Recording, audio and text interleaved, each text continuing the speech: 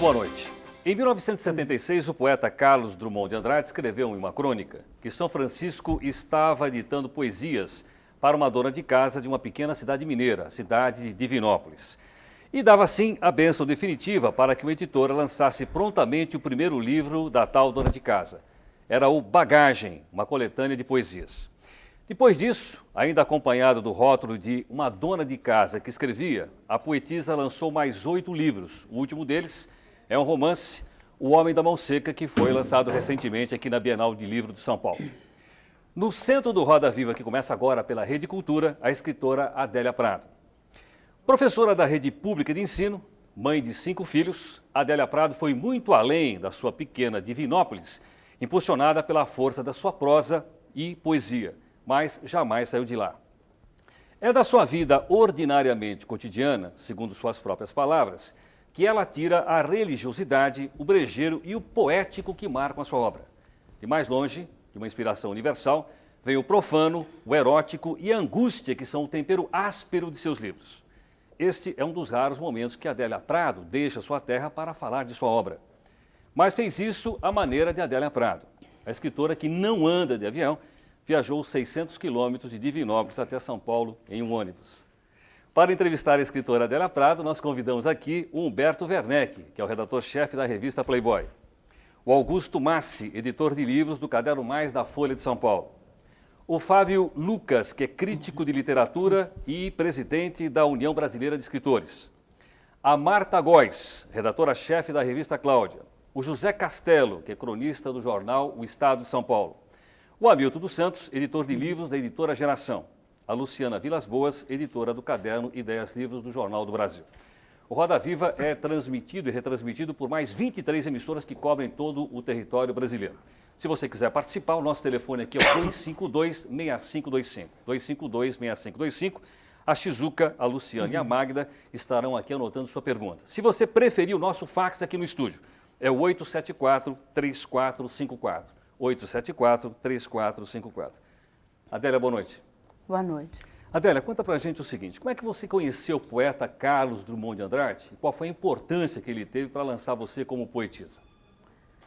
Em 73, mais ou menos, eu tinha já bastante, talvez quase metade do meu livro Bagagem. E eu desejei, necessitava um aval, quer dizer, eu tinha uma necessidade de saber se eu era poeta. E o Afonso Romano de Santana fazia uma coluna de crítica literária na Veja, e eu mandei para ele. E ele mostrou o Drummond, que fez aquela... Todo mundo conhece a história já, tão repetida está.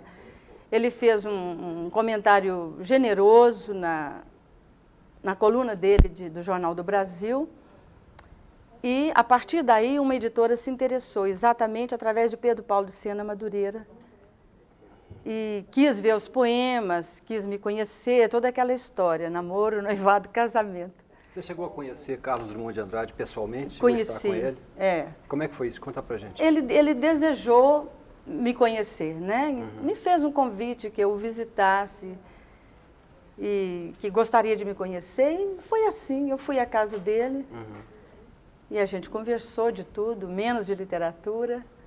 E foi muito, muito bom, quer dizer, foi um aval definitivo, né? A editora se interessou através de Pedro Paulo de Sena Madureira e os livros se seguiram, então, e eu tive essa sorte, essa felicidade de ter esse apoio, essa aprovação inicial do Carlos Drummond. Fábio Lucas, Fábio, por favor. Adélia, existe uma personagem onipresente na sua poesia e na sua prosa, Jonathan. Que personagem é essa? Jonathan é o masculino, aquilo que eu não sou, aquilo que me falta e aquilo que eu desejo para a minha completude. Ele é exatamente um fato poético, desde sempre gerado, hora em que tudo mais desce a desimportância. Isso é Jonathan para mim. Na sua poesia, o masculino, encontra-se quase sempre uma faixa muito grande de misticismo e uma faixa muito grande de erotismo. Agora eu fico pensando, quando analiso a sua produção, se por detrás disso tudo há uma tradição católica muito forte, contra-reformista, né? Autoritária e, de certa forma, dogmática. Sim. Você não usa, de certo ponto de vista, o erotismo e o próprio misticismo como formas de libertação desse dogma sobre o qual você foi criada? Não, usar não, jamais. Eu sou devedora de uma educação rígida sobre esse aspecto religioso, de uma educação católica, rígida, tradicional, mas que junto com essa rigidez, ela me ofereceu também um espaço, que foi o meu primeiro espaço de experimento poético, foi exatamente a beleza do culto, da liturgia e da palavra divina. Então, a igreja, vamos dizer assim, a igreja, a instituição, era repressora, a minha educação foi repressora, mas o culto é belo. Quer dizer, Deus era melhor que a sua igreja, enfim, foi a grande descoberta. Então, é por aí. Eu descubro que as coisas não se hostilizavam, não se hostilizam, e até antes de se hostilizar, elas são comuns, elas têm uma origem comum. Isso, para mim, é muito tranquilo. Adélia, você acabou de responder também a pergunta agora do senhor João Antônio, que está assistindo você, ele é de São Paulo, e o senhor José Guilherme, também de São Paulo, diz que adora as suas obras e diz o seguinte: já que você tem medo de avião, você tem vontade de conhecer a Europa? Não, eu até já fui, eu não tenho medo de avião assim. Em último caso, eu entro e até vou e já fui. Mas eu prefiro o ônibus, Divinópolis, São Paulo. Márcio, por favor, sua pergunta, Márcio. Bom, eu queria perguntar o seguinte: você demorou muito tempo para publicar O Homem da Mão Seca. Quer dizer, você vinha num ritmo de publicação muito intenso. Depois desse episódio que você relatou do Carlos Drummond de Andrade, da publicação de Bagagem, foram sucedendo vários livros. O penúltimo livro, Faca no Peito, você chegou a fazer uma autocrítica nos jornais e chegou a excluir alguns poemas. E eu notei nesse livro um aspecto, vamos dizer, de como alguém que estivesse saindo de uma crise. Isso é real? É real, sim. Porque imagina que a coisa mais prazerosa que tem para quem escreve, para qualquer criador de qualquer natureza, quem compõe, quem pinta, a coisa mais prazerosa que tem é exercer isso, né? É escrever, é pintar. Então, o que eu mais queria era escrever o romance que começou em 87. Mas, a despeito do meu desejo, houve uma paralisação nisso aí, né? De naturezas várias, né? Então, e que só pude retomar agora e que terminei o romance. Adélia, vamos à pergunta agora do jornalista João Castelo. Castelo. Adélia, eu queria saber o seguinte, você falou aí, inclusive, que no teu encontro com o Drummond você conversou sobre tudo, menos sobre literatura. Né? Sim. Você mora também em Divinópolis, quer dizer, fora do eixo aí, Rio, São Paulo. Queria saber que interlocutores você tem na área literária mesmo. Quer dizer, você tem escritores, amigos com quem você conversa sobre literatura? Você mostra os seus originais antes? Ou não? Ou você trabalha isolado e por quê? Eu nunca me coloquei a questão assim, sabe? Que devo ou não devo ter.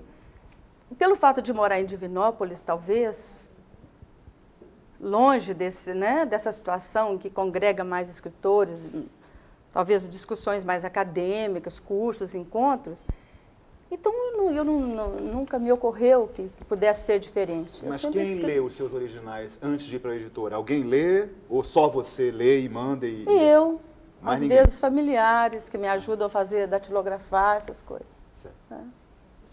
Hamilton, por favor, sua pergunta.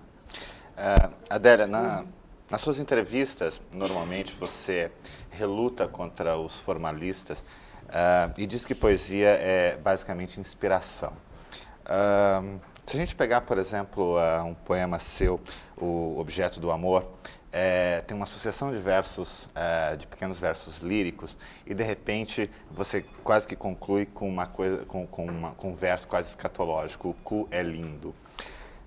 Eu queria te perguntar o seguinte, se até que ponto você não trai essa inspiração com com uma certa cerebração, com uma certa maquinação dessas intervenções escatológicas na Mas sua isso não é lírica? intervenção, não. Isso cai com, sabe, com o mesmo lirismo de que se eu estivesse falando da belo pôr do sol. É isso que me dá tranquilidade.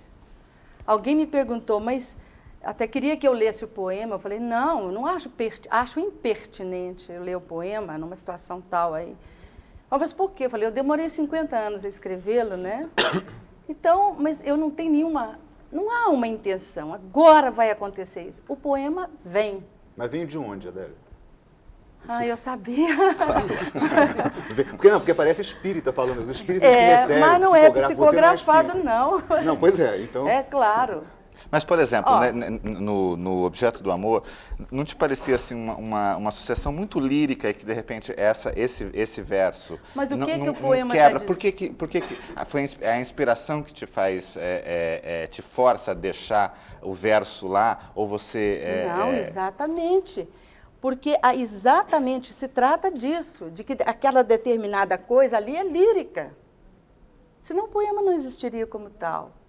É porque é lírico é que está dito. Essa é a única razão, né, que explica o poema tal qual ele é. Adélia, vamos à pergunta agora da Do Luciana. Castelo, Por eu não favor, respondi, né?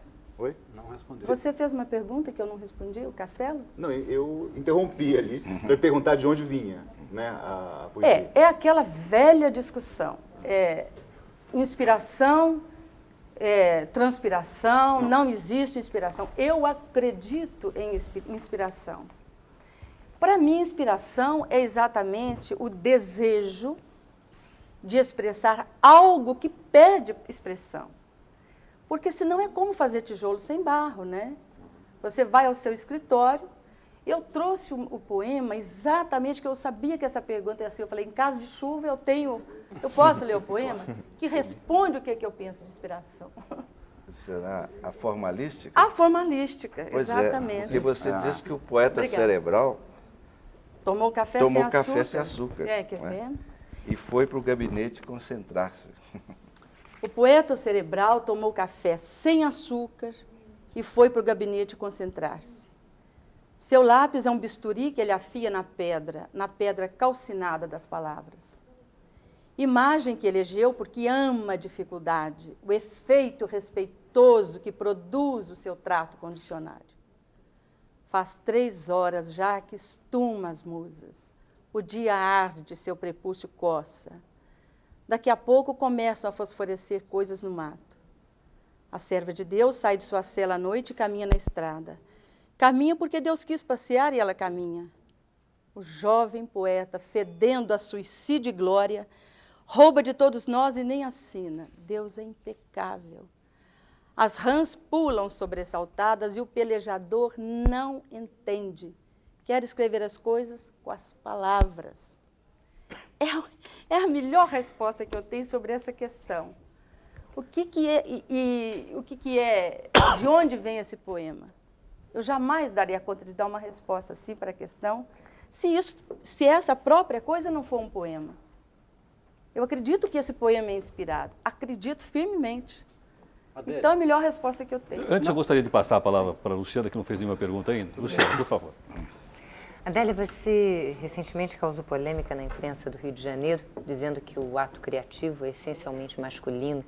Eu queria saber se você sabia da reação que ia provocar, estava esperando por ela, de outras autoras, e o que quer dizer realmente isso? Sim, claro, sabia. A pacata senhora mineira não é tão ingênua assim, né? Eu sabia exatamente. Mas é muito simples. Se você volta à entrevista, eu disse que o ato criador é masculino. Ele não é um ato do macho. É tão simples isso. É um ato masculino que é comum ao homem e à mulher. É isso que eu disse, né? O ato criador é masculino. Para mim, quer dizer, eu não tenho uma teoria, eu não tenho um tratado filosófico sobre o assunto, mas uma coisa que eu sinto, e nem sou original falando isso, Se você olha livros antigos, por exemplo, o próprio Xing, né? Na cultura oriental você vê isso demais, porque a natureza está, não é que eu queira, ela está dividida em masculino e feminino, né? Tudo tem um gênero. E está lá, é como uma intuição, não é um tratado filosófico, são tratados poéticos que dizem o princípio criador é masculino. Então, é isso que eu estou dizendo, não é do macho, é masculino, que também está na mulher também. Quer dizer, eu sou homem quando eu escrevo. Se eu fosse compositora, eu era homem na hora que eu estava compondo. Tem uma outra declaração que... É isso que eu quis, que eu disse, que eu exatamente... É só olhar a entrevista, está lá. Não é um ato do macho, é um ato masculino, um ato criador. É uma coisa poderosa demais. Aí vai... sim. É você, né? Tem uma outra declaração sua que também me deixa intrigada. Sim. Quando você diz que, quando você elogia a vocação da mulher para servir. Sim. Isso me assusta um pouco, porque eu tenho medo que isso legitime alguns comportamentos assim autoritários e prepotentes, não é? Então eu queria que você... Não, eu acho que a explicasse glória isso, do assim. feminino, continuo achando, é uma discussão complicada porque mexe nos afetos, né? Toda vez que você cuida disso, você não dá conta de ficar só no acadêmico ou na filosofia. Você mexe nos afetos, nas minorias espoliadas, aí vem tudo junto e ninguém pensa mais. Começa, um absurdo. Mas eu acho exatamente isso. O feminino, assim como o ato criador é masculino, para mim, eu sinto as coisas assim, o papel do feminino é o papel do segundo lugar. É o do segundo, é o do serviço, é o do anonimato mais perfeito. É isso que para mim é o feminino. É a permissão para que o homem aconteça. E aqui no caso, num sentido muito profundo mesmo. Sem isso, se nós, mulheres, aqui no caso, que somos até aparentemente, externamente mulheres, se esse feminino não se realizar em nós, na ordem espiritual e psicológica, o homem que está do meu lado não acontece. Porque há uma como é que fala, uma diluição dos papéis. Eu acredito que há um papel feminino, sim, e que é o papel do serviço. Agora, é muito fácil confundir o papel do serviço com escrava, doméstica, como confundir aquilo que eu disse que o ato criador é masculino, é macho.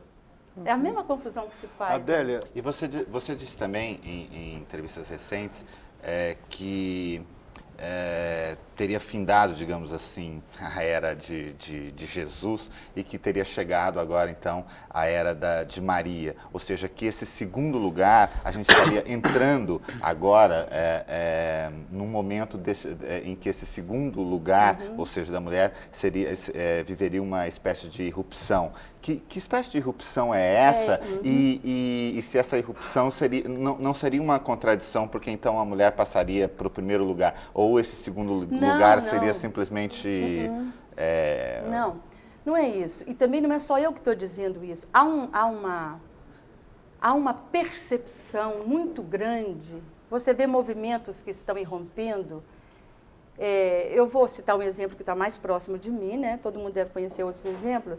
Por exemplo, movimentos religiosos de igreja, dos carismáticos, por exemplo, que estão sob a égide do Espírito Santo.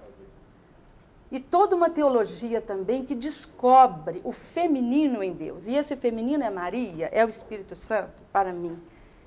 Então, quer dizer, nós já vivemos, isso eu estou falando agora grossamente, de maneira muito grosseira, a era do Pai, a era do Filho, né? Então, eu acho que a era do Espírito Santo, para mim, é a era do feminino. E não é exatamente poder, não. É exatamente o contrário. A mulher descobriu o serviço, descobriu o segundo lugar, o seu anonimato. Esse anonimato que é a glória do feminino. Adélia, Paulo Coelho fala mais ou menos disso no seu último livro, né? E falou disso aqui no programa há um mês. Eu queria saber se você já leu Paulo Coelho, o que você acha, se você leu esse último livro, enfim. Não, o último livro não. O que eu li do Paulo Coelho e gostei foi o primeiro... O Alquimista. O Alquimista. O que eu tenho a dizer é o seguinte, o que o Paulo Coelho ofereceu naquela fábula, que tem esse sucesso absurdo, é uma comida para uma fome espiritual muito grande. Aquela fábula é uma fábula sobre todo o trabalho da individuação, sobre o processo de individuação humana. Busque o seu caminho, conheça-te a ti mesmo, essas coisas que todo mundo já sabe. Ele criou uma fábula. E é agradável de ler, é bom, há coisas boas ali. É isso, não tem nenhum mistério. Ele ofereceu na hora de uma fome muito grande que a gente está vivendo, a fome do espiritual. É só, você liga o livro do Paulo Coelho, você liga salões de poesia, onde você fica lendo poesia até 11 horas da noite, as pessoas lê mais, lê mais, lê mais. Quer dizer, você está dizendo Isso não é Onde tem literatura, não. Peraí, Isso não é onde tem literário, não. Salão de Você poesia? está dizendo, então, que... É? Você está dizendo, assim, que, de uma certa forma, o ser humano precisa de uma certa confirmação, de uma certa ratificação do óbvio. A gente poderia até pegar a conversa do Recupero, por exemplo. Todo mundo sabia aquilo, mas, de repente, todo mundo se choca, como todo mundo sabia da fábula do Paulo Coelho. Não é, a gente sabe, mas o papel do escritor, do artista, é exatamente revelar, às vezes é o óbvio mesmo. Você tem uma fome e você não sabe de quê. Aí você lê um poema, ou um livro, ou vê um filme e fala, é isso aí que eu quero. E que essa fome ela não é acadêmica, ela não é filosófica, ela é de natureza mais profunda, ela é espiritual. E quem dá isso para as pessoas está dando comida de primeira qualidade. Adélia, né? antes de passar para o Werner, queria que você respondesse a 2 telespectadores, um de São Paulo e o outro é de Porto Alegre. Eles querem saber o seguinte, qual é a sua opinião sobre a entrevista do ministro Rubens Recupero? E se você acredita que ele estivesse falando a verdade mesmo? Sei. É para responder agora, né? Isso. Olha, eu fiquei com todo mundo chocada, tudo, não precisa falar isso, né? Mas quando eu vi o meia-culpa dele na televisão, sabe o que eu queria? Que ele continuasse ministro da Fazenda. Porque eu prefiro um pecador arrependido do que um jovem aí que ainda vai pecar e que nem sabe que peca ainda, né? Que nem sabe de sua própria vaidade. Quer dizer que você está absolvendo do pecado que Estou, porventura ele possa sim. ter cometido, é isso? Claro, por exemplo, eu acredito em tudo que ele fizer daqui a partir de agora. Eu achei que ele não perdeu de jeito nenhum a dignidade, eu acho que o comportamento dele foi de grandeza mesmo, sabe? Agora, quem é que pode atirar pedras nele? Quer dizer que você entregaria suas economias para ele administrar? Direitinho, mas direitinho. Eu acho que ele é de extrema confiança, principalmente agora. Seria legal. O Brasil é um país das atrapalhadas, né? Nós somos diferentes em tudo. O nosso socialismo é diferente, a nossa democracia. Eu acho que seria tão singular a gente permitir que o ministro ficasse, sabe? Porque imagina, ele teria toda a condição agora de falar, gente, o plano ou vai dar certo ou não vai, mas, quer dizer, ele estava liberto já daquela carga de não falar o que pensa, né? Então, para mim, é um homem de extrema confiança, sabe? Para conduzir os destinos da realidade brasileira. Werner, por favor. Adélia, eu queria voltar um pouquinho à inspiração. E me intriga saber como é que é no seu cotidiano essa descida do poema. Hein? Tem alguma circunstância em especial que favorece a chegada do poema? Como é que você recebe esse foguinho aí na sua cabeça? É igual para o poeta cerebral. A diferença é que eu não chamo isso de trabalho. Eu não acho que isso é um labor, sabe? Eu estou me esforçando, trabalhando no meu livro. Acho que isso é um prazer tão grande. Agora, tem que se fazer a ressalva. São processos diferentes de criação. Há pessoas que eu acho que devem criar com angústia, porque muita gente fala isso. Que é uma angústia, que é um suor, que é um labor muito grande. Seu poema chega pronto? Não? Geralmente, sim. Às vezes, a única coisa que eu tenho a fazer depois é limpá-lo, escoimá-lo das gorduras, dos excessos do momento da escrita. Mas nesses 7 anos desse livro, você não perseguiu o seu livro? Quer dizer, você apenas esperou? Não persegui, não. Não. Era uma dor, porque o que eu quero, o que eu mais queria. Mas você dizia que não faria ficção, né? Quando, durante muito tempo, Não, eu disse falava isso. que não Como foi? sabia fazer ficção. Que não sabia, achava que não ia fazer. É. E aí já fez 2 romances. Sim. E como é que foi? Como é que decidiu? Pois é, eu acho que até responde a pergunta dele. É uma coisa que eu também tenho dito, respondendo a essa mesma perguntas dessa natureza. Eu acho que a matéria traz a sua forma. Não há modo, por exemplo, de eu transformar o Homem da Mão Seca em poesia. Imagina se eu não quero isso. que é a forma de dicção por excelência, a poesia, né? Você fala num poema que assim, desse tamanho, que você gasta, né? Num texto discursivo. Mas eu acho que a coisa veio em forma discursiva de romance. Agora, espero que tenha poesia ali dentro, senão eu estou perdida, né? Adélia. Não houve uma interferência de alguma maneira eu sinto isso assim, por exemplo, até aqui no Roda Viva. Quando você apareceu, houve uma unanimidade em torno da sua pessoa e da sua poesia. Houve um espanto e isso iluminou um pouco assim uma área que a poesia brasileira parece que necessitava. Alguém que falasse um pouco da vida comum, com uma certa humildade, que tivesse um discurso, vamos dizer, assimilável. Eu acho que isso foi muito importante, abrir um espaço novo para a poesia brasileira, exatamente contra uma linha que vinha da poesia cerebral. Mas passado assim uns 4, 5 livros, eu senti que houve uma resistência muito grande e essas questões começaram a aparecer. Sim, questões verdade. do feminismo, Verdade. a questão do cristianismo e eu sinto que isso, que você tenta explicar a todo momento, que parece uma coisa, parece que escapa. Porque fala sempre do masculino, perguntam, né? Quer dizer, sempre perguntam. Então eu fico pensando, quer dizer, se você também não fez um esforço no seu trabalho, quer dizer, o que isso alterou no seu trabalho a partir desse momento, que você tinha aí um público leitor. Você não escrevia mais como uma pessoa que não tinha um público no primeiro momento. Você passou a escrever sabendo que você tinha um leitor, né? E em alguns momentos eu sinto que você dá resposta para esse leitor. Isso é uma preocupação hoje para você? Não. Mas eu nunca, jamais pensei no leitor.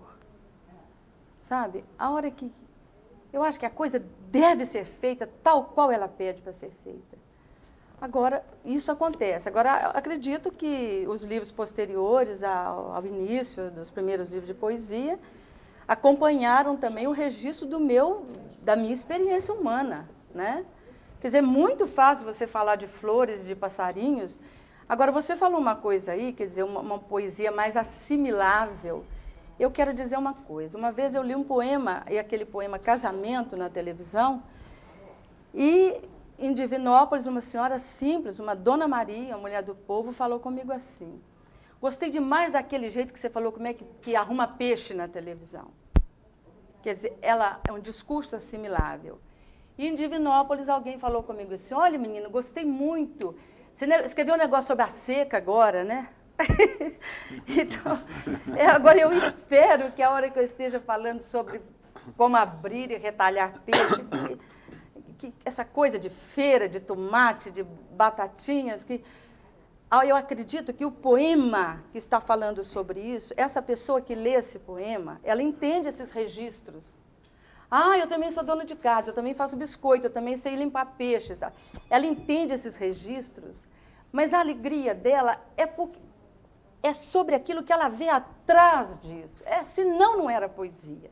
Sabe como é que é poesia para mim? Sabe esse livro que está usando muito agora, está sendo muito vendido, O Olho Mágico? Para mim é isso. Você pega o texto e começa, você fica zarolho ali, né? De repente, emerge daquelas palavras, daquele texto, daquele poema, dos registros mais simplórios. Meu marido, se quiser pescar, pesque, mas que limpe os peixes. Eu não. A qualquer hora da noite me levanto. Ajuda a escamar, abrir, retalhar e salgar. É tão bom. Só a gente sozinhos na cozinha. De vez em quando os cotovelos se esbarram e ele diz coisas como: esse foi difícil, prateou no ar dando rabanadas. E faz o gesto com a mão. O silêncio de quando nos vimos a primeira vez atravessa a cozinha como um rio profundo. Por fim, os peixes na travessa, vamos dormir. Coisas prateadas espocam. Somos noivo e noiva.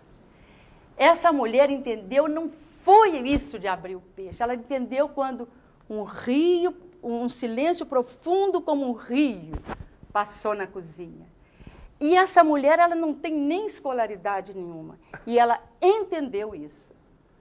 Então, eu não tenho que me preocupar se eu estou falando de sexo, de religião, de batatas e de cozinha.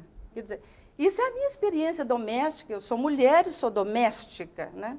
Eu sou primeiramente uma doméstica. Então a minha poesia tem esses registros. Ela é assimilável por esse aspecto. Mas eu tenho certeza que não é só isso.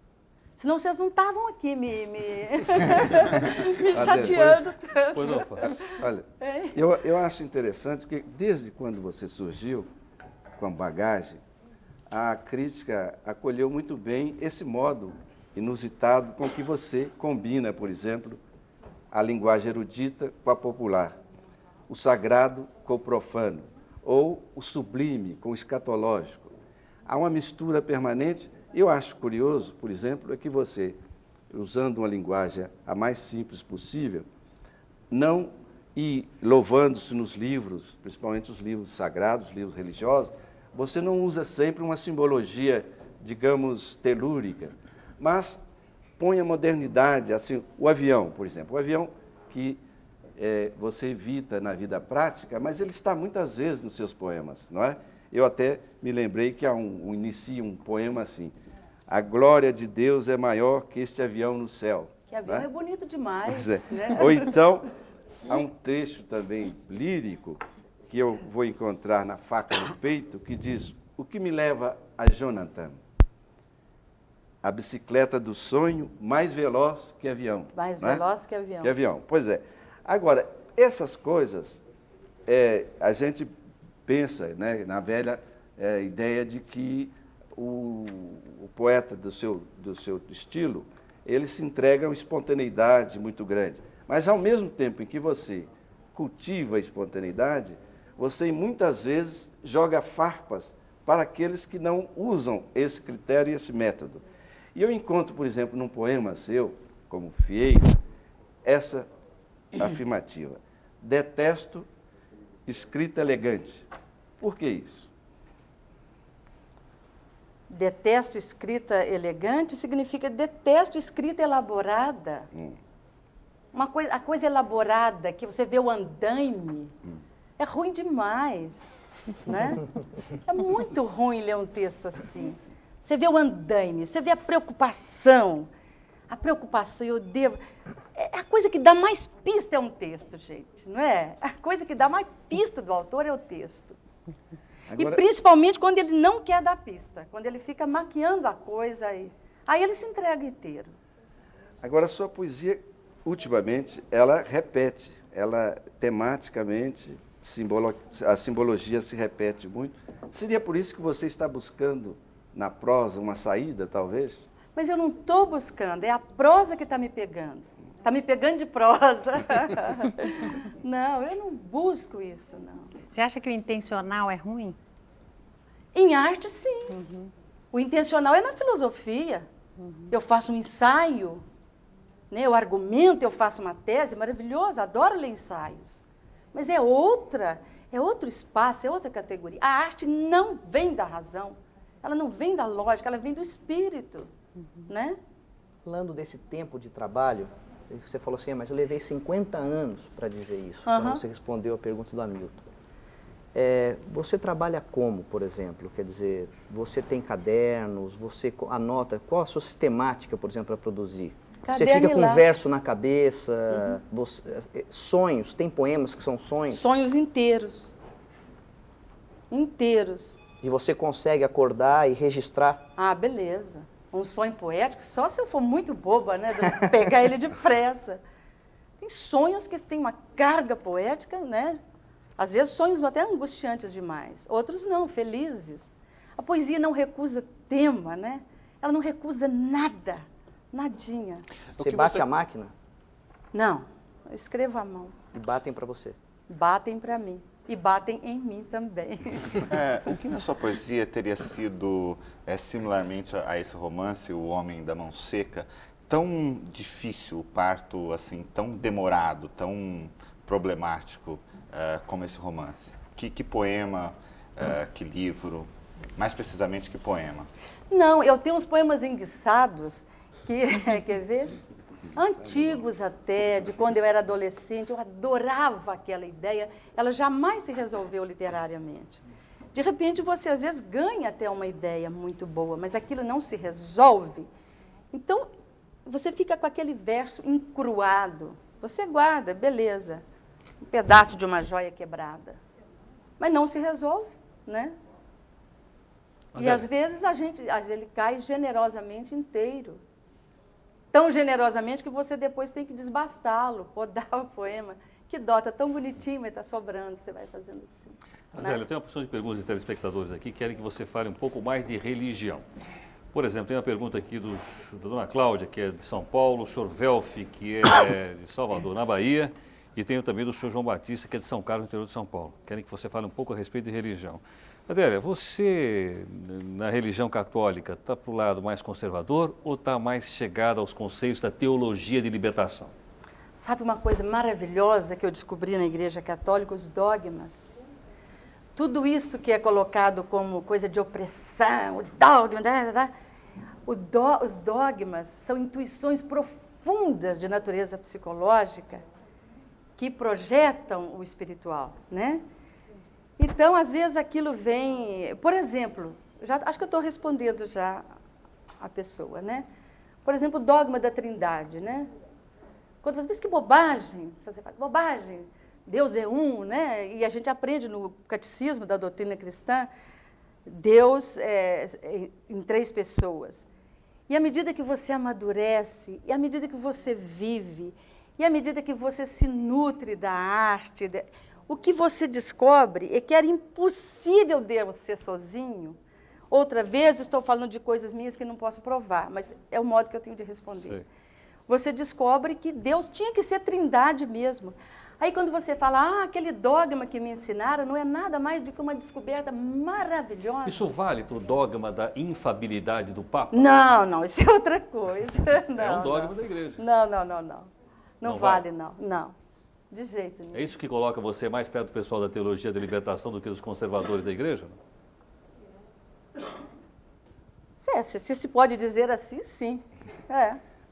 Adélia, Mas uma os dogmas coisa- são fantásticos. Mas um deles você já não quis.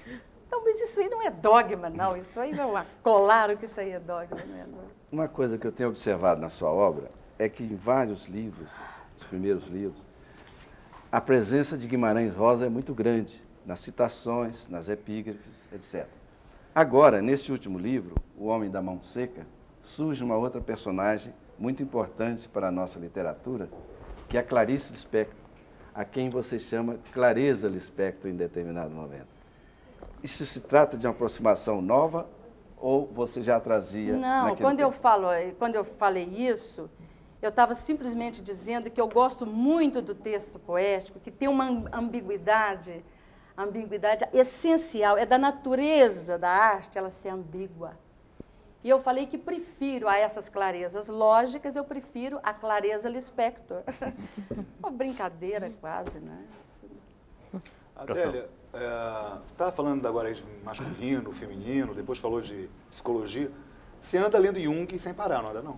Ou é impressão minha? Não, eu só não li, como eu disse outro dia, o que ele não escreveu. Pois é, mas você já se analisou? Qual é a sua relação com... Por que você foi ler Jung? Porque foi uma descoberta, sabe? Caiu na minha mão aquele livro O Homem e Seus Símbolos. Falei, opa, por aqui. E aí li toda a obra dele e fiquei encantada. Sou uma pessoa encantada com ele. Agora, ele não é meu guru. Ele é um sábio, né? E os sábios não atrapalham a gente, não. Eles só Adélia, ajudam. que outros sábios você entrou em contato, talvez tenha se apaixonado? Porque me parece que você estudou filosofia. Uhum. Quais os seus outros filósofos? Se podemos chamar Jung de filósofo. Eu achava que Aristóteles muito bom, depois eu vi que Platão é melhor, sabe? Eu gosto mais de Platão, gosto dos pré-socráticos, eu gosto muito da coisa do ser, esse rio que passa, aquelas primeiras contatos que a gente tem com a filosofia. Por que Platão é melhor? Porque Platão, quando ele fala no mundo das ideias, né? Quando a gente é muito bobinho e começa a estudar filosofia, fala, que bobagem, depois o que a gente descobre é exatamente a descoberta, a grande coisa que ele faz, a descoberta do reino espiritual. O mundo das ideias, quer dizer, a hora que Santo Agostinho batiza Platão, ele tem toda essa linguagem cristã para explicar isso, né? Mas então ele responde muito mais à minha própria expectativa e ao meu próprio desejo, à minha própria necessidade humana. De um mundo das ideias, onde as coisas preexistem e existem de forma perfeita, né? Então, saber que existe uma Adélia perfeita na ideia divina é muito consolador, né? Adélia. Melhor. E os seus poetas, quais são eles? Meus poetas, eu gosto imensamente desses Murilo Mendes, Drummond, Jorge de Lima eu li muito, li Alfonso de Guimarães na adolescência. E, claro que eu estou esquecendo, né? Mas são poetas, Manuel Bandeira, Cecília, são poetas. Pouco Aldel, você gosta também? Eu não conheço, eu conheço assim excertos, né? Aqui e acolá, eu não conheço a obra, sabe? Além da literatura, quais são as outras formas de arte que você aprecia? Cinema. Arte plástica, cinema? Adoro cinema. E Música. em Divinópolis dá para ter Não. o bastante para... Não, a gente não tem agora mais. A gente tinha até um cinema que fazia sessões de arte. Então, esses bons filmes todos chegavam. Agora a gente não tem mais isso. Tem as locadoras, né, que não é a mesma coisa.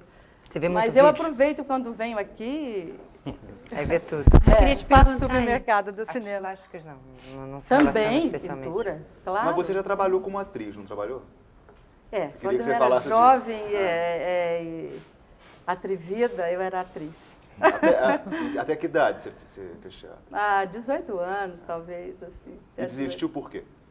Achou que não tinha vocação? O teatro acabou lá, olha. Mas E você fizeram uma crítica muito boa para mim. Foi uma pena desistir na época, eu com 18 anos. Estava no auge. Estava no auge, tá doido. Tinha um rapaz lá que escrevia muito bem nos nossos jornais. E eu fiz uma peça lá, eu com 18 anos, eu fiz a velha da peça, né? Mas eu teria que fazer o papel agora, mas eu fiz aos 18 anos. Então, ele escreveu na crítica que a Adélia Prado mostrou na sua atuação lá a calma subsequente às grandes tragédias. Eu jamais esqueci essa frase, porque foi agora, não é bonito? A calma subsequente às grandes tragédias, eu consegui passar para o nosso público lá. Então foi a minha glória de atriz, parou aí. Mas a minha filha é atriz. Adélia, Ana eu Prado. queria dizer que você acabou de responder a pergunta do senhor Emerson Rinaldi, que está assim, em Itápolis, no interior de São Paulo. E tem duas perguntas aqui interessantes, entre tantas outras interessantes, Adélia, mas essas são duas curtinhas. Do Recife, a dona Maria Raquel diz para você o seguinte: Adélia, não precisa explicar nada e sorria, o seu sorriso é muito bonito. Opa! E uma pergunta inevitável, essa que vem de Poços de Caldas, Minas Gerais, e pergunta para você o seguinte: o que é ser mineira?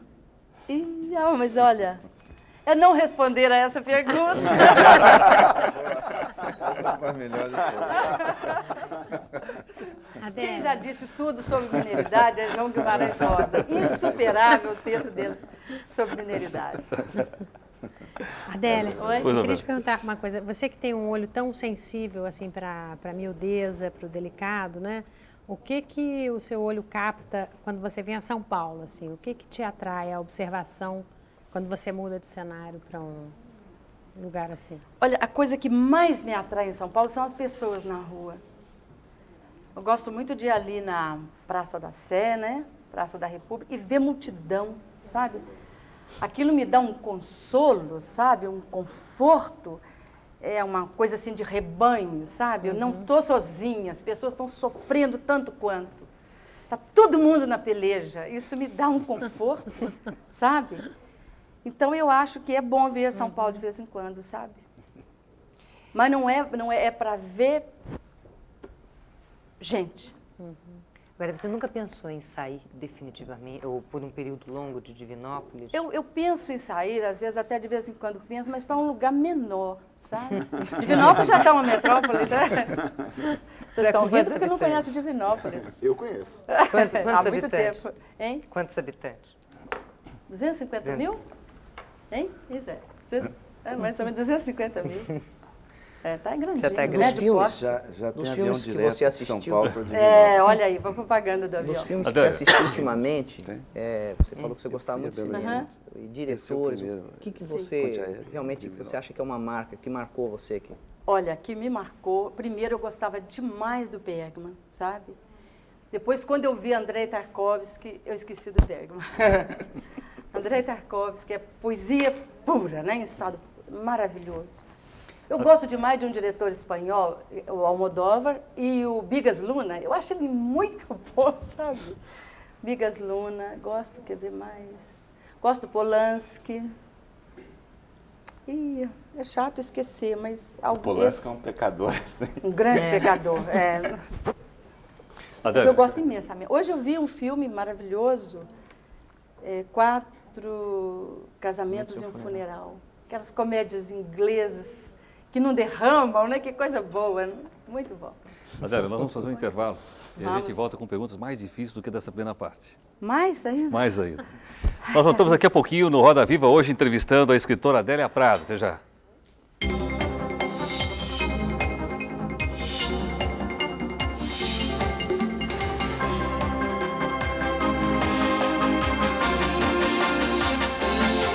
Muito bem, nós voltamos no Roda Viva. Hoje nós estamos entrevistando aqui a escritora Adélia Prado. Você pode participar deste programa através do telefone 252-6525. 252-6525. Se você preferir, o nosso fax aqui no estúdio é o 874-3454. Adélia, na pesquisa aqui que eu recebi a respeito do seu trabalho, tem uma frase atribuída a você que diz o seguinte, como você já falou agora há pouco a respeito de política, falou aí do ministro Recupero, que você até gostaria que continuasse, dizendo o seguinte: os nossos políticos não nos merecem. O que significa exatamente isso? Exatamente isso. Eles não nos merecem, não. O povo, nós estamos mais adiantados, nós somos melhores que os nossos políticos. Quando você disse isso, você estava pensando em alguém em particular ou não? Eu acho que isso foi dito há bem alguns anos atrás. Acho que foi até numa troca de ministros, você está trocando até hoje, né? Eu acho isso, sabe? Há uma incompetência, né? Uma incompetência, uma sede tão grande por se locupletar, né? Enquanto os reais problemas do país, que são entregues aos nossos legisladores, a gente sabe como está. Um Congresso que legisla em causa própria, né? Que não vai ao trabalho.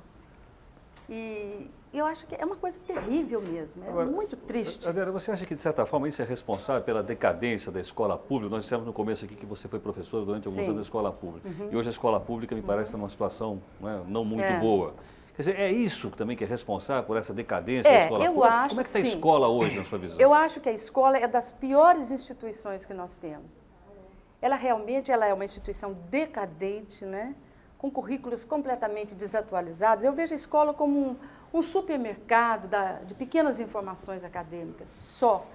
E a burocracia da escola sufoca. Quer dizer, eu fui professora primária, de 1º e 2º grau. Quer dizer, os livros escolares são feitos com maior, sabe, as escritas das escolas.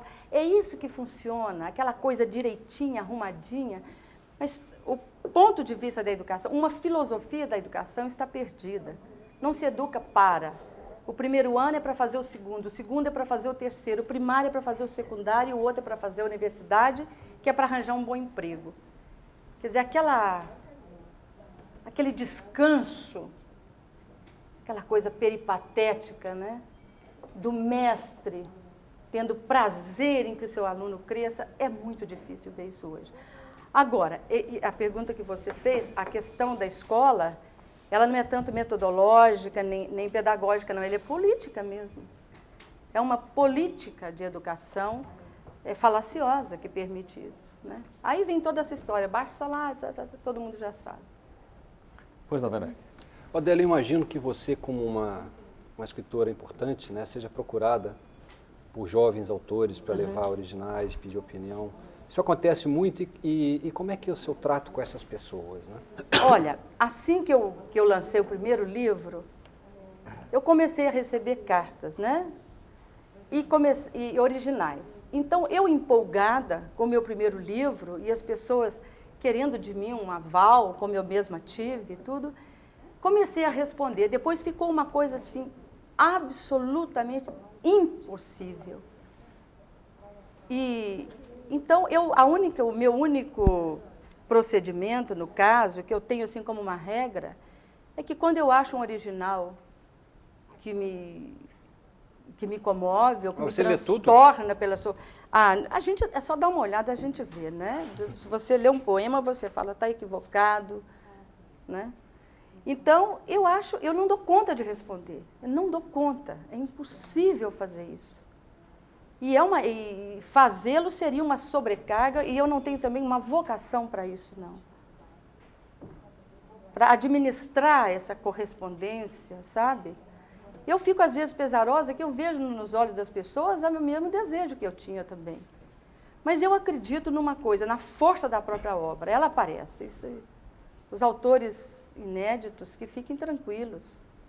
Ninguém que é bom vai ficar escondido. Adélia, pela oportunidade, tem várias correspondências aqui, ou por fax. Eu devo falar por mais depressa? Não. Você está ótimo.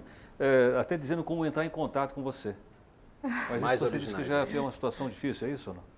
Essas pessoas podem entrar em contato com você, pode Podem ser entrar em através da contato editora, comigo. quer O que eu não escrever. prometo é ler e fazer um arrazoado sobre Inclusive a os textos avaliação, das a porção de gente pessoas. aqui falando de poemas, gostaria de te mostrar. Pois é, mas é de verdade, é impossível fazer isso. É impossível, sabe? Às vezes até receber as pessoas mesmo. É até uma tradição mineira, né? Receber as pessoas, e às vezes fica difícil. Porque há autores ansiosos demais, né? Ansiosos demais, e que não estão preparados para uma crítica. Adélia, Que ficam inimigos da gente para o resto da vida. Já aconteceu Agora, isso? tem uma coisa... Já, demais. Mas acontece uma coisa. Quando eu vejo um texto que de fato é bom, é claro que até eticamente eu tenho que pegar aquilo e mandar para uma editora, falar, dá uma olhada aí que esse moço é bom, né? Que essa menina tem talento. Mas às vezes as pessoas já mandam os livros já editados e querem forçosamente uma opinião. É muito difícil. Para mim é como carregar uma montanha nas costas. E eu já aprendi que a gente precisa ser feliz. Não deve colocar pesos sobressalentes, basta o peso de cada dia, né? Castelo. Mas é com o maior amor Sei. para os autores todos. Tem mais que escrever mesmo, ir escrevendo. E quem for bom, chega. eu queria que você falasse um pouco mais da tua relação com a crítica. Eu não falo nem, quer dizer, nós aqui somos jornalistas, mas enfim, com a crítica literária mesmo, por uma razão.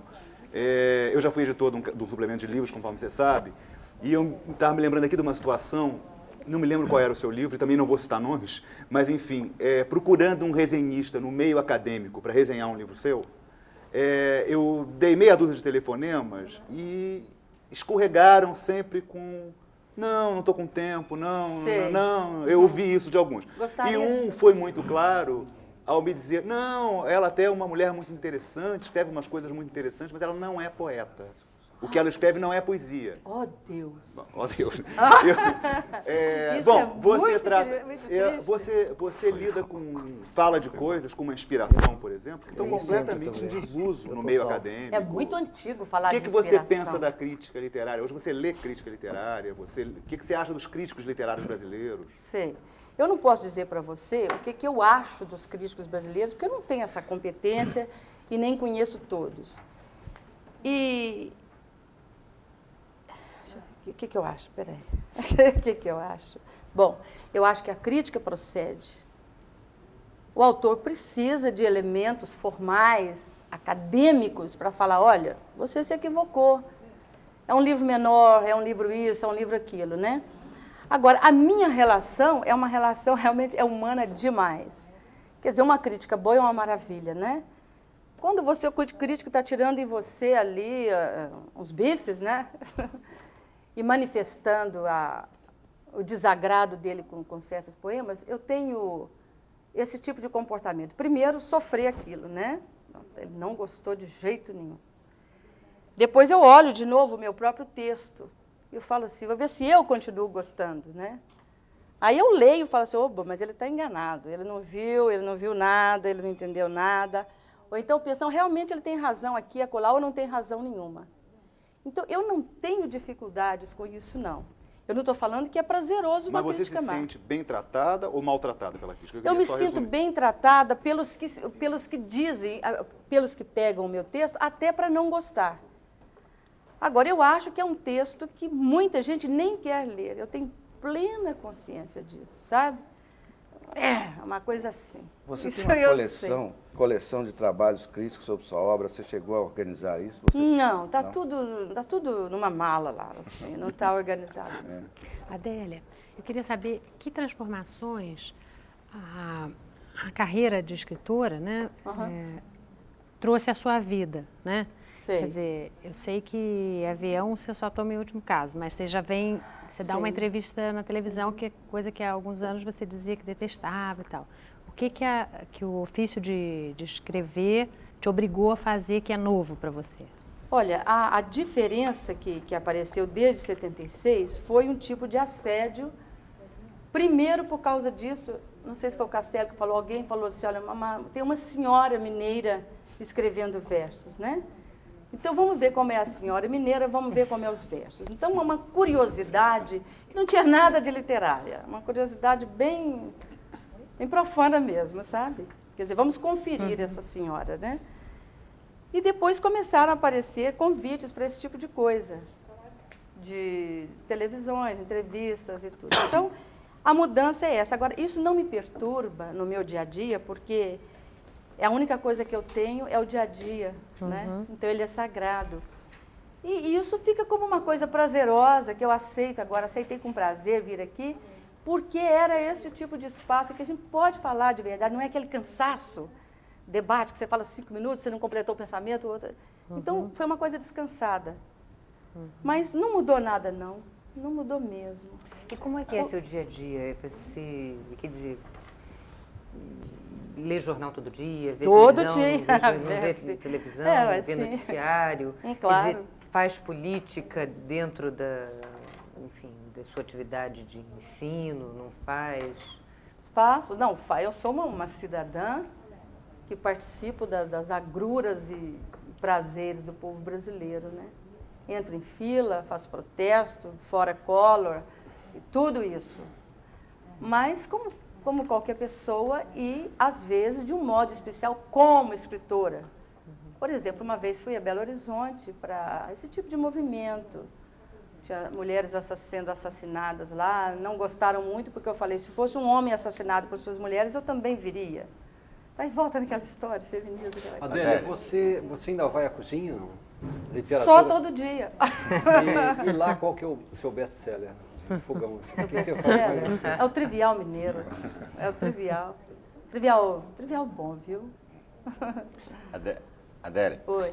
como você gosta muito de pecadores, Os pecadores, os meios de comunicação de massa hoje, e até por isso talvez tem esse lado meio demoníaco, mas adorável enquanto pecadores, eles assim praticamente que assassinam a língua portuguesa pelas generalizações muito amplas. Os políticos, por exemplo, fazem muito isso no horário político.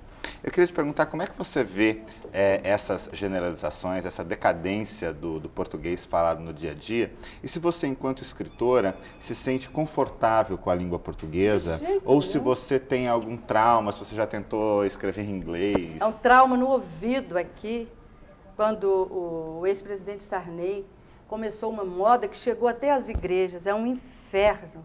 Brasileiros e brasileiras. Os ministros hoje religiosos falam meus irmãos e minhas irmãs, né? Eu acho que eu sou brasileiro, né? Você num discurso assim, você não tem que falar meu brasileiros e brasileiras. Eu acho que isso empobrece, isso é o barateamento da língua já. Eu acho que é uma culpa, é uma necessidade, é um barateamento mesmo. Mas isso você... nos políticos não é os que, Mas você, os enquanto que mais poeta... barato. A única coisa barata é a língua aí, no caso, né? Mas você, enquanto poeta, se sente confortável com a língua portuguesa? Não, com a língua? Demais, com a língua. Demais. A língua maravilhosa. Que língua bonita, a nossa. Agora, em Divinópolis, você encontrou uma pessoa que falava embosteiro. Sim, mas é muita gente que fala isso. Adélia, você acha tira que partido disso, E desse tira livro? partido, os meios de comunicação têm alguma responsabilidade nessa vulgarização da língua que você colocou? Tem sim. A televisão especialmente ou não? Tem sim. Acho que a televisão, especialmente até, né? Me parece que é a coisa, é o lugar mais explícito onde a língua é tratada assim. E não é por causa do coloquial, não. Coloquial é o coloquial mesmo, né? Mas é por causa de a palavra mais perfeita que eu encontro é um barateamento da língua. Porque a língua começa a não dizer mais, né? Ela começa a ficar um grunhido. Adélia, você... Eu tinha só uma perguntinha a respeito, voltando ao problema de autores e poesia. Você disse que gosta e que leu durante tempos Alfonso Guimarães, Murilo e Jorge Lima. Eu entendo, são 3 pessoas com grande afeição pelo tema do misticismo e da religiosidade, etc. Mas eles são muito diferentes. E você, assim, você explorou essa diferença? Ou você se aproximou mais de um desses 3 poetas? Se houve essa aproximação, eu não sei nem até de qual, mas eu acho que somos pessoas interessadas no mesmo assunto, talvez. Mas não há uma certa influência de uns a mais do que de outro? Ou uma reiteração de leituras maiores de um... Suponho, eu acho que o Jorge Lima talvez seja aquele a que você esteja mais afeiçoada, não? Mas o Murilo também, né? Até pela carga de erotismo o e Murilo Mendes, religiosidade, ninguém fez até uma coisa engraçada, restauração da poesia em Cristo, né? Mas ele tinha aquele pendor surrealista, né? Exatamente, Agora, Adélia, depois da Dona Doida, quer dizer, eu comecei a reparar num aspecto também da sua poesia.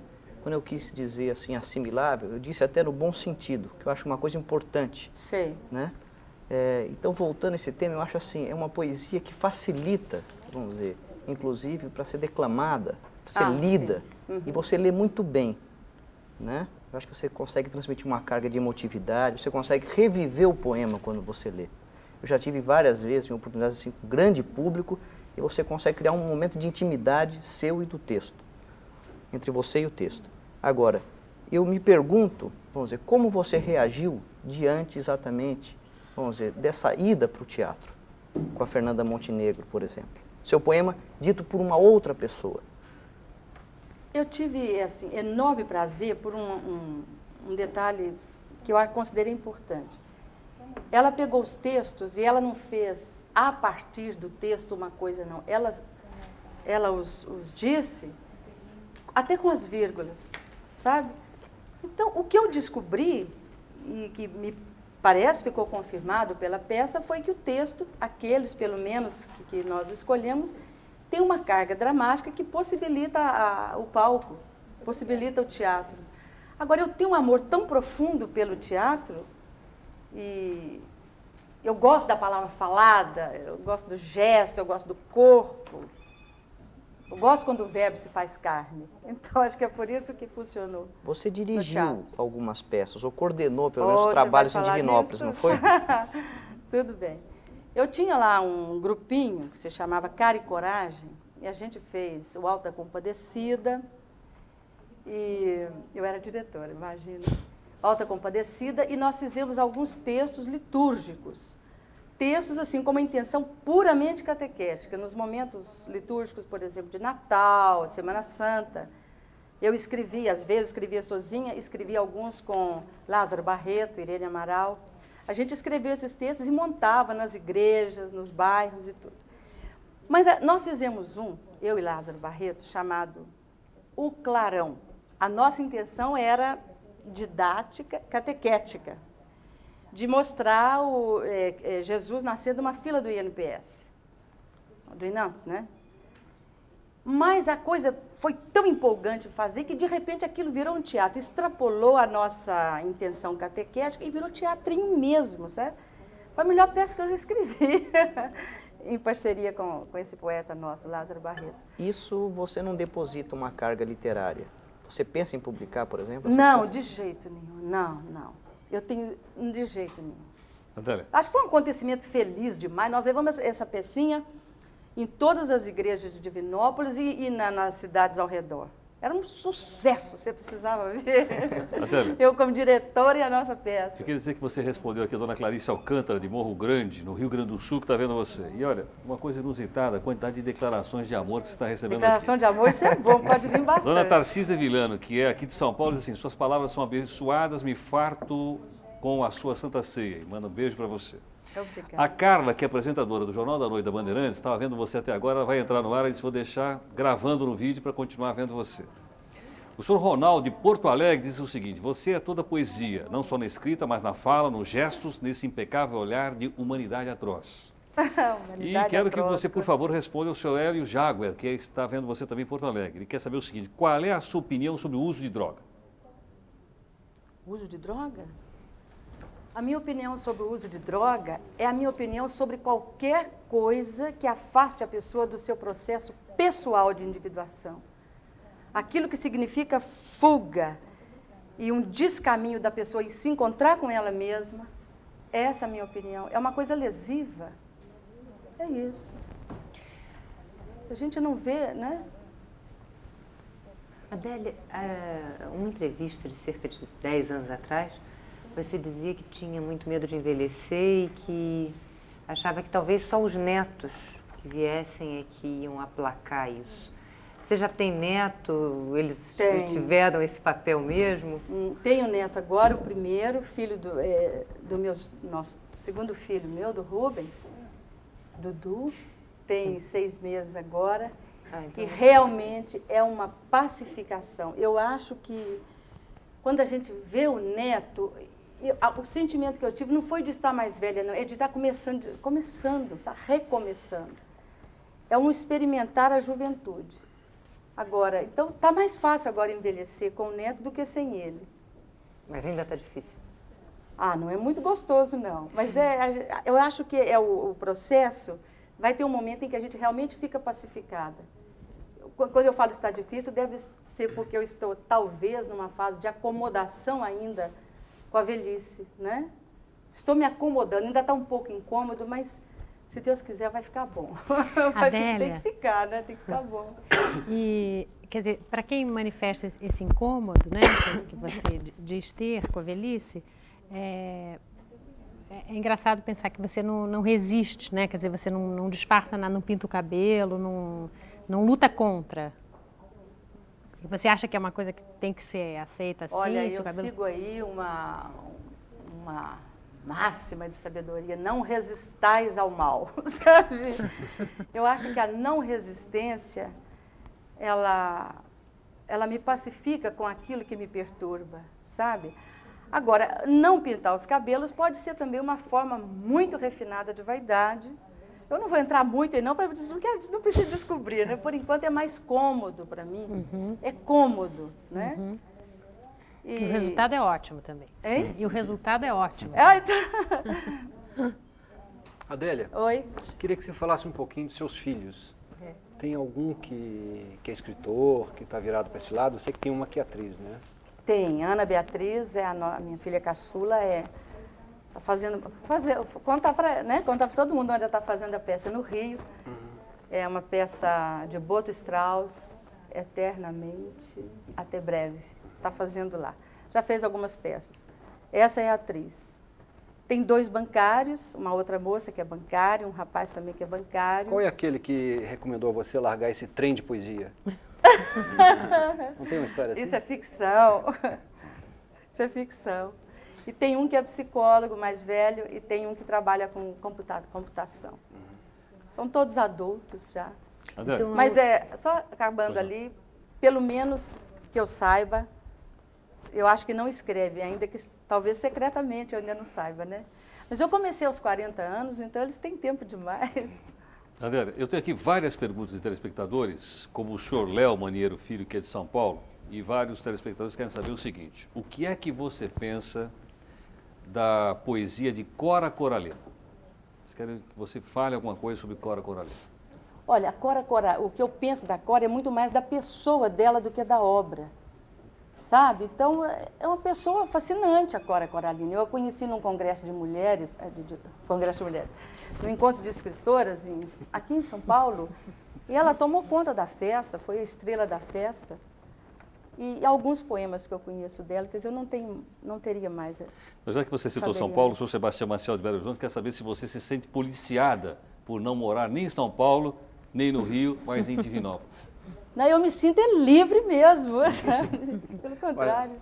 Adélia, você teve ou tem alguma relação com as poetas mineiras, digamos, Laís Corrêa de Araújo, a Ieda Prates, a Sônia Queiroz, ou a Elza Beatriz, e mesmo com Henriqueta Lisboa, você teve algum conhecimento com ela? Não, eu conheço alguns livros dessas autoras, mas a gente não tem assim um contato permanente, uma troca de conversa, nem mesmo de livros. É? Só no começo mesmo eu conheci mais Elza Beatriz. Elza Beatriz. É. Eu queria pegar uma carona até na pergunta dele e te perguntar o seguinte, eu devo confessar que não li toda a sua obra, mas pelo pouco que eu li, eu pude perceber assim, uma voz, até porque a voz dele era um pouco feminina, do Lúcio Cardoso. Só que ele levava essa relação entre sagrado e profano muito mais a fundo, digamos assim. Ele chegava aos extremos com isso. Mas há uma certa voz assim dele meio latente na sua obra. Eu queria saber se você o leu, se você conhece, se você concordaria com isso. O que eu li de Lúcio Cardoso foi o diário dele, que me encantou. Eu não conhecia nada de Lúcio Cardoso. E depois comecei um romance que eu não consegui acabar. Me esqueci o nome do romance. Mas a pessoa dele me fascina. Pessoa dos pecadores. É o meu exemplo. Ideal. Você fala muito disso, assim, às vezes você esquece a obra e fala que a pessoa te fascina. Dos grandes poetas ou dos grandes escritores, quem nessa linha você também citaria, assim, que a pessoa te fascina, mas a obra, de certa forma, não te chega muito próxima, ou você não lê, mas continua encantado com a pessoa? Olha, eu não sei responder isso para você agora, não me lembro assim. Não sei, desculpa, não sei responder. Adélia, algumas escritoras ficam muito irritadas quando são colocadas numa categoria da literatura feminina. Uhum. Com você, como é que é isso? Isso te chateia? Chateia. Eu não quero escrever para mulheres. Eu não acho que tem literatura feminina. Tem literatura escrita por mulheres, né? Porque isso aí dá sempre a impressão de literatura feminina. Literatura feminina. Eu vejo isso sim, sabe, como uma coisa... Você disse numa entrevista... Quase que a diferença entre poeta e poetisa, sabe? Eu gosto da palavra. Você disse numa entrevista, a poesia é hermafrodita. Você falou agora disso. Explica o que é isso, a poesia hermafrodita. Que ela é comum do homem e da mulher. Ela é comum ao homem e à mulher. Ela não é masculina. Olha aí, de novo aquela história. Ela não é masculina nem feminina. O ato criador é masculino, para mim. Mas a poesia, não. A poesia, ela é hermafrodita. Você disse ela também. É comum aos dois seres. Se uma mulher escreve igual a um homem, ela tem espaço. O que você estava querendo dizer aí exatamente com isso? É exatamente aquilo que eu disse. Se ela escreve igual a um homem, quer dizer, se ela não faz literatura para mulheres, ou, se ela realmente, quando está escrevendo... Você escreve como um homem? Eu espero, senão eu estou perdida. Se chegar para você um leitor e disser qual o livro que eu devo ler, qual é dos seus livros, qual o mais interessante, qual que você indicaria? Uma pergunta cruel, né? Eu ia perguntar para ele assim, você gosta de poesia ou de prosa? Primeira pergunta que eu ia fazer. E ele dissesse poesia. Olha como é que eu estou importante. Eu falo, comece por Bagagem. Meu Adélia, primeiro livro. Adélia, por favor, você diz, eu escrevo como homem, se não o fizesse, estaria perdido. Espero. O que você acha que o homem deve fazer como a mulher, para o caso dele não estar perdido? Você diz quanto a escrever? Não, quanto a qualquer coisa na vida. Ele tem que ser feminino. É o contrário. O homem que não está com o seu feminino resolvido, aquilo nele que é capacidade de perdão, de escuta, de voltar atrás, ele também está perdido, tanto quanto a mulher que nega em si poder criador. Você Mas acha... é uma discussão tão, né, que exige tanto tempo, né? É fascinante até, mas a gente não pode...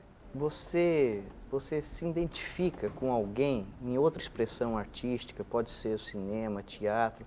Quer dizer, eu sinto assim que tem um lado no seu trabalho hoje, assim, até o clima é um pouco inclassificável. Você diz algumas coisas, que parece que nós estamos num ambiente assim, sempre viciado de certas oposições.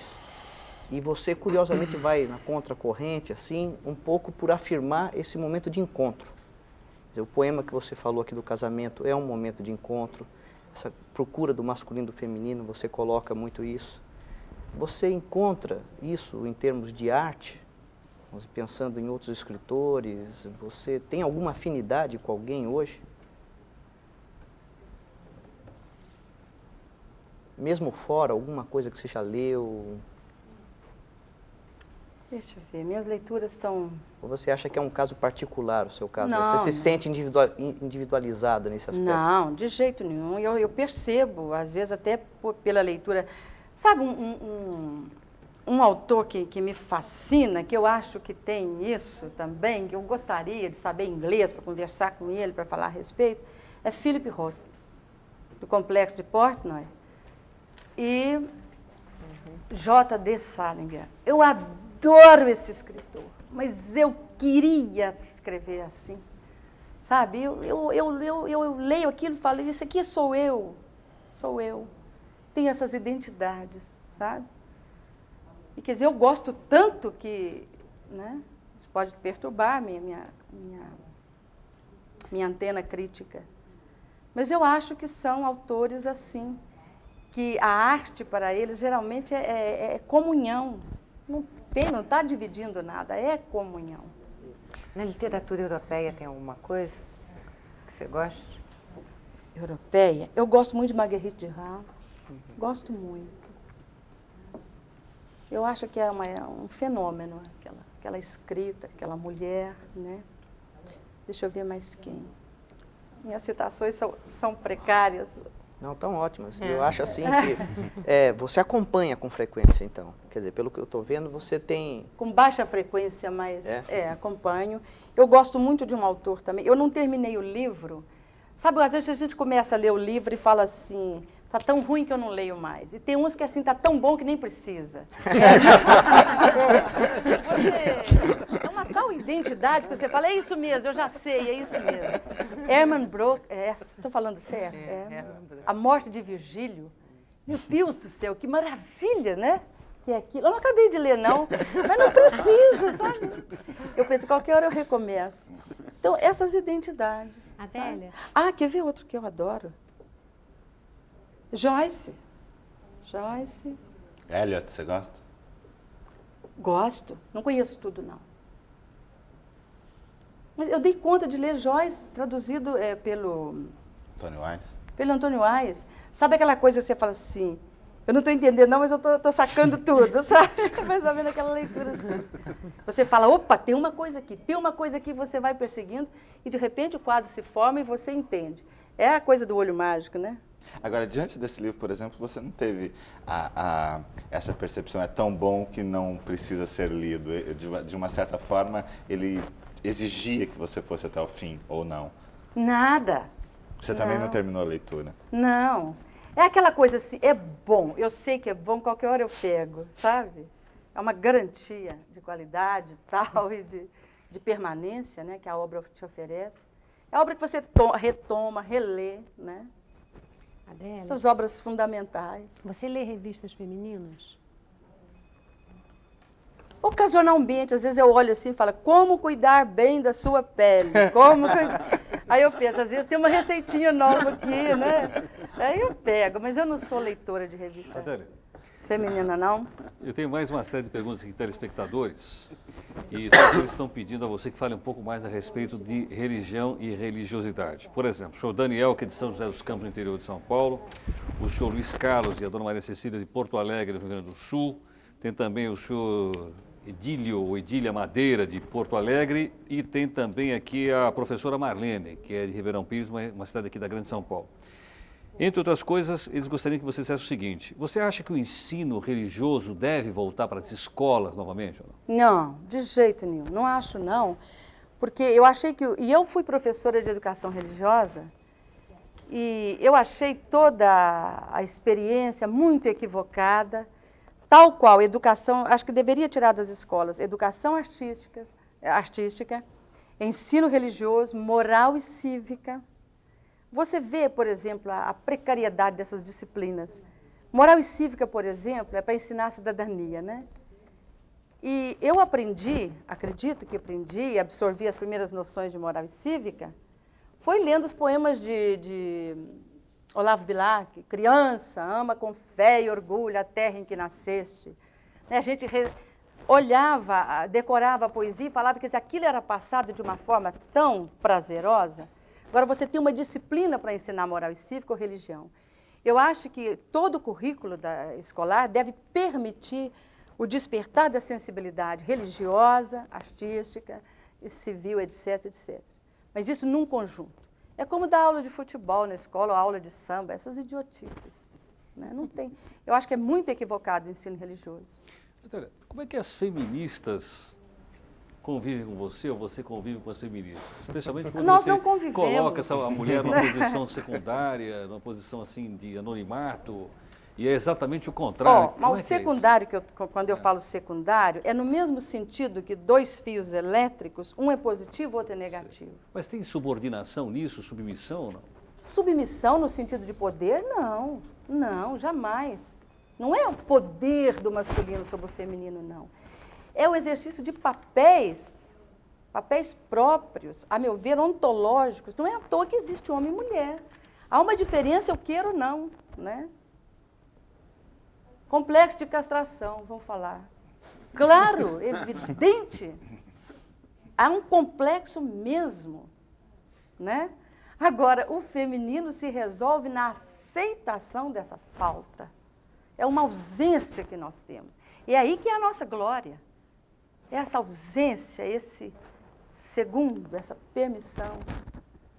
Ai, mas eu fico tão cansada de falar isso já de novo, meu Deus. Adélia, eu queria saber uma coisa em relação às tuas diferenças aí com o catolicismo oficial.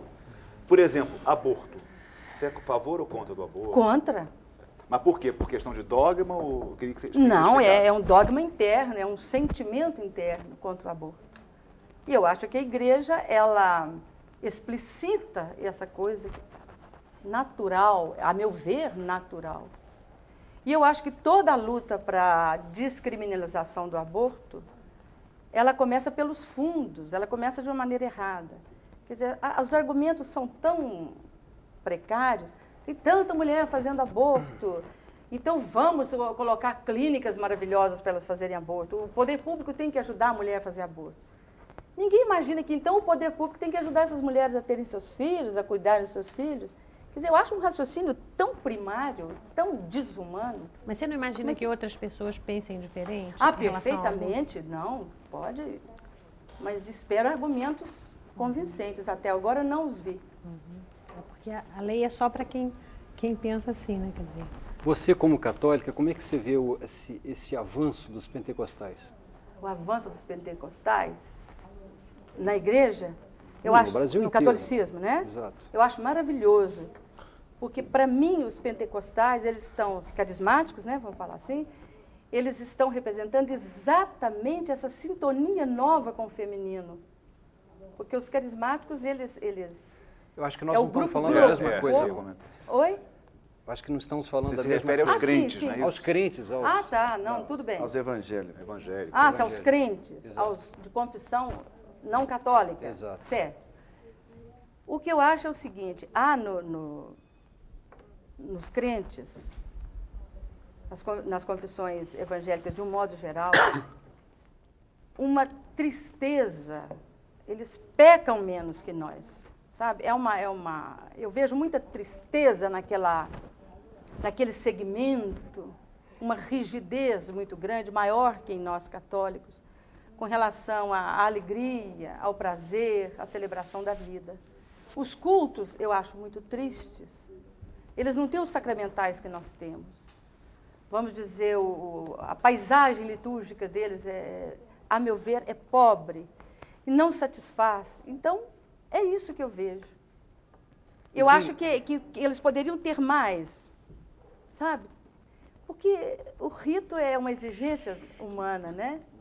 Eu acho seco, eu acho duro, e essa secura, ela se manifesta no relacionamento com eles. Eles são mais fechados que nós para essas aberturas ecumênicas, a fazer... Claro, hoje está muito mudado, tem confissões que permitem isso, já fazem isso. Mas eu estou generalizando para o assunto andar. Eu os acho tristes. Adélia, aliás, de alguma forma, essa questão religiosa, ela aparece na sua literatura aqui nesse livro, O Homem da Mão Seca. Tá, parece. Tem um momento em que você fala, você discute exatamente essa questão do pecado. Sim. E você fala exatamente essa alegria de viver. E até que o pecado, ele teria uma função. Eu acho que o pecado é importantíssimo, sabe? Por isso que eu falei que o recupero tinha que ficar. Porque o pecado é exatamente a condição para que se aflore, para que a consciência aflore. A consciência da minha condição. A consciência de que o mal me habita. Eu não faço o mal, não. O mal está em mim, eu sou o mal. Ele me habita tal qual o bem. Então, não pecar é uma grande desgraça. Por isso que os grandes pecadores têm esse papel, e são também, se você olha numa ordem aí de religiosa, puramente religiosa, teológica, os maiores santos são os que se creem de verdade os maiores pecadores. É porque há uma consciência muito nítida da própria condição. Eles estão mais perto da luz. Então, eles veem mais o próprio negrume, a própria sombra. Então, é essencial. Eu acho que o pecado tem essa função. Né? Você acha que o pecado material, então, não existiria? Porque, nesse sentido, por exemplo, a droga não seria um pecado, como você a condenou? Deixa eu ver se eu entendo. Como foi que você disse? Você condenou, por exemplo, o uso de droga, dizendo que ela desvia... Mas eu não estou falando pecado assim, não. Tem gente que está tomando droga aí na maior inocência. O pecado, quer dizer, o pecado... Coisa difícil, né? Que pecado, hein? Peraí. É muito simples, assim. Para você não existe o pecado material.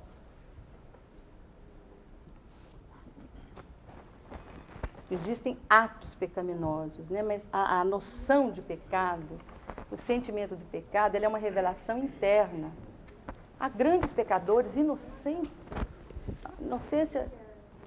Aqui você se aproximaria um pouco da psicanálise? Eu senti no livro. Sim, verdade. Um momento em que você Sim. coloca essa tomada de consciência. Perfeito. E a tomada de consciência na psicanálise, o que é? A tomada de consciência da sua sombra. Né? O analista devolve a você mesmo, o bom analista, né? A sua sombra. E fala, ela é inarredável de você. A sua condição é essa, a minha condição. Então, ir ao analista para tirar a culpa é tempo perdido. A culpa me pertence, porque eu existo, e existo como tal, né? Então, tomar consciência disso é tomar consciência de que eu não faço pecado, eu sou. Então, não é tomar ou não tomar droga, não é matar ou deixar de matar, não é a minha condição que é pecadora.